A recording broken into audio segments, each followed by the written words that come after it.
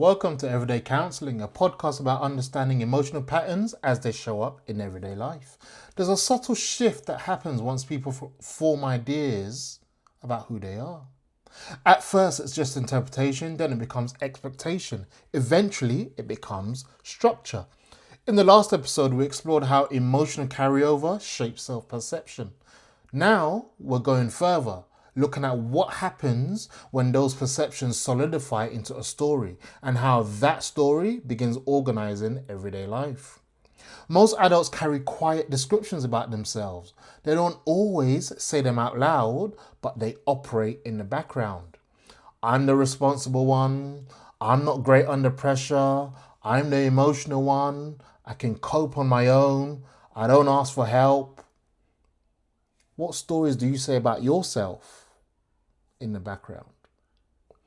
These phrases are often formed in specific periods during demanding years, family stresses, career pressure, or relationship tension. At the time, the description made sense, it explained experience. But over time, those explanations hardened into identity. Once that happens, behavior starts aligning with the story. At work, someone who sees themselves as not leadership material may hold back from opportunities even when they're capable. They may interpret nerves as proof rather than normal human response. Someone who sees themselves as the reliable one might repeatedly take on more than is sustainable. They may struggle to delegate, not because others are incapable, but because their identity is tied to being needed. With a parent, you might remain the accommodating child long into adulthood. With a sibling, you might continue playing the mediator or the quiet one, even when circumstances have changed. With friends, you might always be the listener, rarely the one who shares. None of this is dramatic, it's structural. The story shapes what feels natural. Over time, these patterns become self-reinforcing. When you act according to the story, the outcome often confirms it. If you avoid pressure, you don't discover how you might handle it. If you're always over-preparing, you never see what would happen without doing so. If you consistently absorb tension, others continue relying on you to do it. The behavior sustains belief. What's important to recognize is that these stories were formed under specific emotional conditions, often during periods of accumulation, stress, adjustment, or responsibility. They were adaptive. But adulthood changes context. Responsibilities shift, roles evolve, emotional capacity expands. The story doesn't always update automatically.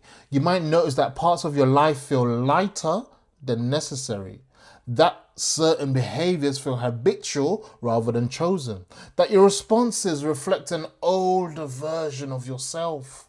For people in their 30s, 40s, 50s, which is the majority of my audience, this awareness often becomes sharper.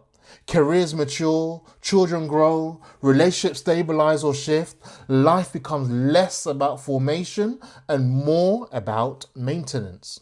At this stage, identity rigidity can feel limiting. Not because something is wrong, but because a story was written during a different chapter.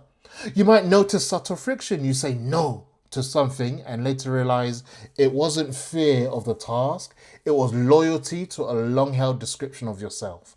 You continue carrying more than your share because it feels consistent with who you are. That shift begins not with changing behavior, but with questioning authorship. Who decided this is who I am? Was it a conclusion drawn during stress, during conflict, during responsibility? Is it still accurate? These aren't dramatic questions, they're quiet recalibrations. When people begin noticing that identity is partly historical rather than purely factual, flexibility increases. You might experience it in small ways, speaking slightly differently, sharing something you normally wouldn't, allowing someone else to carry responsibility, accepting help without immediately compensating. Each small deviation provides new evidence. And new evidence softens old narratives. Identity doesn't need to be rewritten, it evolves through lived contradiction. When behavior shifts, even slightly, the story begins adjusting. The person who thought they weren't confident handles a difficult moment competently. The one who believed they had to carry everything shares the load. The one who saw themselves as overly emotional recognizes nuances in their reactions. These experiences don't erase the old story, they widen it. That widening is often what people describe as feeling more like themselves. Not because they've become someone new, but because they're now no longer confined to a single interpretation. Join me in the next episode. We'll explore what it feels like when identity begins loosening, why that stage can feel unfamiliar and slightly unstable, and how people navigate that shift without forcing it.